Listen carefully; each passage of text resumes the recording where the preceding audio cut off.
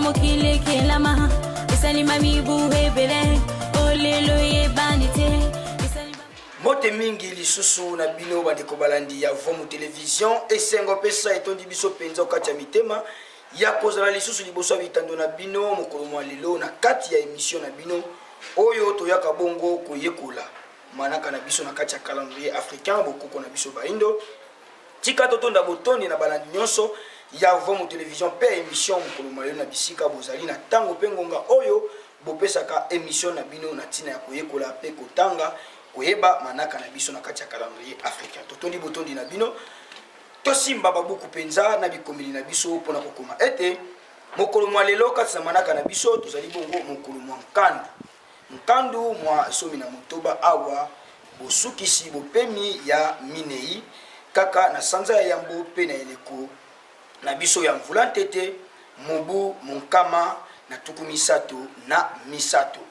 wadna toseki bongo kota na manaka na biso na mobu ya sika toyebaki yango uta boye ya mfumu kimbangu pe mosikoli na nzela ya neso giantina nde tokendaka bongo kobalisa manaka na biso elongo na manaka bapaya po ete bososo na malonga ekoka bongo kozala nde mokolo mwa lelo kasi na manaka bapaya tozali bongo vendredi le 8 octobre 2021 tobalisaka yango na ntina ete bokoka bongo kososola lokola na ino te bokangi mpenza manaka na biso kasi tosengaka na bino na ntango bozali kolanda émission mokolo mwa lelo koyaka kate pozela otala mbotama koyaka kate pozela otala video du jour kasi ya motuya ezali oyeba manaka na biso na kati ya calendrier africain bokoko na biso baindo lolenge yango etambolaka nde ntina oyo toyaka kolimbolelaka bino yango tokosukaka biso na bino wana te bandeko balandi na ntina ya kolimbolelaka bino manaka na biso na kati ya calendrier africain bokoko na biso baindo soki te totombeli lisusu bambotama elamu epai ya bandeko na biso nyonso babotama bongo mokolo mwa lelo na boyike bongo mesano totombelaka na bino banso babotami ya lelo bambotama elamu bamutukulu ya mbote tata mokeli akanisela bino penza na kobakisa bino mikolo ebele na kati ya bomoi na bino kasi mokolo mwa lelo na kati ya bisengo kokende kotombela mbotama elamu epai ya mosali monene na kati ya bamwangisi nsamu Vomu Television oyo basalaka po ete biso tomonana bonzenga pe tokoma liboso ya bitando na bino tata kwaku yakalau maisha wakiyekola bango basila kobotama bongo mokolo mwa lelo totombeli bino penza bambotama elamu bamutukulu ya mbote toyebi ete biso awa na Vomu Television lelo ezali penza bisengo na bisengo kaka kosilisa biso manaka ya émission iye tokoti na kati ya feti na ntina ya kosepela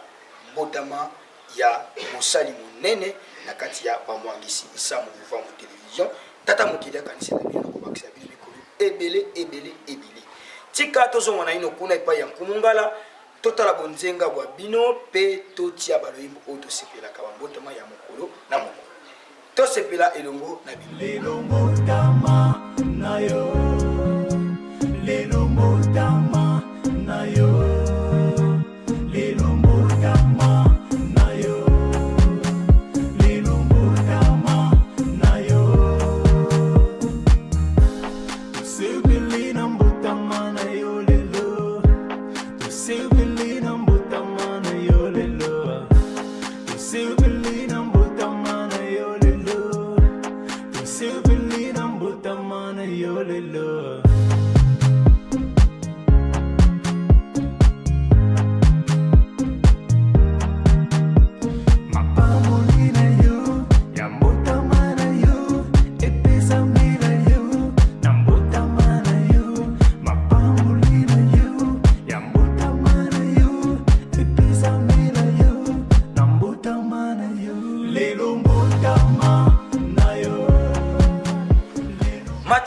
matono mingi bandeko balandi ya Vomu Television touti kokembela mbotama elamu ya mosali monene tata kwaku ya kala maisha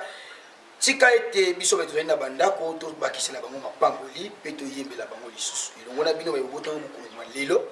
bozwi ntango te ya kokomela biso mbala nsima bobenga biso na banimero ezali bongo affiché na se etando ya Vomu Television manaka na bino kota avant 48 heures tokoyamba yango pe tokembela elongo na bino lolenge tokembelaka bambotama ya bandeko banso matondo mingi bandeko balandi ya Vom Télévision etando ya bonsomi ya bona pe ya bola musiba ndo na kongi soki totalité kuna eteni ya régie epa ya kumungala nini balengeli biso pour la vidéo du jour to kabona kate biso na bini tolanda tokutani na simana ya Vu l'assignation des prévenus à la requête de l'officier du ministère public en date du 28 septembre 1921. Oui, le ministère public en ses réquisitions. Oui, les prévenus en leur dire et moyens de défense présentés par eux-mêmes. Le Conseil de guerre. Attendu qu'il est établi que le 11 mai 1921, au village Nkamba, l'administrateur des territoires des Cataractes Sud dut subir les volontés des prophètes, de leurs aides et des bandes d'indigènes qui étaient réunis. Attendu que le 6 juin suivant, le même fonctionnaire chargé de procéder à l'arrestation du prophète en chef, Kibangu, y fut violemment attaqué par la foule et que 2 de ses soldats y furent blessés à coups de pierre et de couteau. Attendu que les foules réunies par les prophètes étaient manifestement hostiles à l'État. Attendu que le nommé Kibangu, en répandant et en faisant répandre sciemment des faux bruits de guérison et de résurrection, et en se posant en envoyé de Dieu, jeta l'alarme dans l'esprit des populations indigènes que par ses agissements et ses propos, il porta une atteinte profonde à la tranquillité publique. Attendu que Kibangu est parvenu en expliquant et en faisant expliquer le texte de la Bible à sa façon par ses aides et adeptes, à imposer ses volontés aux populations, qu'il a affirmé son prestige, comme il a déjà été dit, en répandant et en faisant répandre toujours par ses aides des faux bruits de miracles, en tenant des séances d'hommes et d'envoyés de Dieu dans son village et ailleurs, que c'est pendant ces séances qu'on a inculqué aux indigènes les fausses idées de religion, qu'on les a excités contre les pouvoirs publics établis, attendu que Kibangu a été reconnu par les médecins saints de corps et d'esprit, et par conséquent responsable de tous ces actes, que ces crises de nerfs ne sont que de la simulation, qu'il se peut que quelques cas de maladies nerveuses aient été guéris par suggestion. Matondo mingi bandeko balandi ya Vom Télévision tango nyonso toli kotiela bino wana ezali kaka bongo verdict ya condamnation ya mfumu Kimbangu oyo tango bazali kokatela bango mbano to pe bongo etumbu ya liwa boloko ezanga suka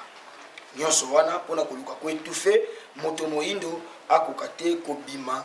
liboso ya mokili kasi na nzela ya nesungi ya nzela mfumu kosuki ya mozala mpana na ngola elika ezali ete bayindo na eleko oyo tokobika mpe tokozongela bokoko na biso lolenge yango ezalelaki mpe message ya mfumu Kimbangu na molongo mobimba ekovanda yango wana tika bino bayindo bozwaka ntango mpe ya kolanda biso na bitando bopesaka ntango nyonso litoi na bino na kati ya Vom Télévision mpe na mateya nesungi ya nzela totya yango na centre bomoi na biso ekokumba mbongo wana kati ya bomoi na biso tozongisi matondo na balandi nyonso ya Vom Télévision na molongo mobimba bisika bozwami soki bosepelaki na biso lelo tokomela bino kati ya bandako ezali bongo na lisungi ya bebe oyo abotamaki mokolo ya lelo tata kwaku ya kanao maisha wakiyekola elenge bebe melelo asimbi kamera po tokoma lisusu bonzenga liboso na bino basungamaki na tata ntimba les superlatifs absolus pour la unité tata futila mayonga kuna eteni ya réalisation mpe montage tolaki bongo na nkungala 9 lumière totondi botondi na basali nyonso ya Vom Télévision kimia mfumu Kimbangu kati ya mabota tokutani biso na bino na Nikolo Mizali Uya kandu elamu na koma mfumu Kimbangu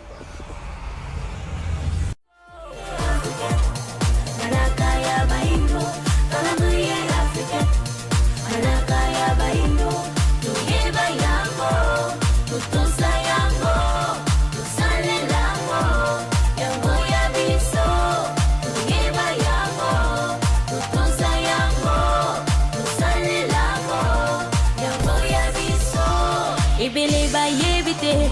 utamokile kelama esalima mibu hebele olelo ye bandite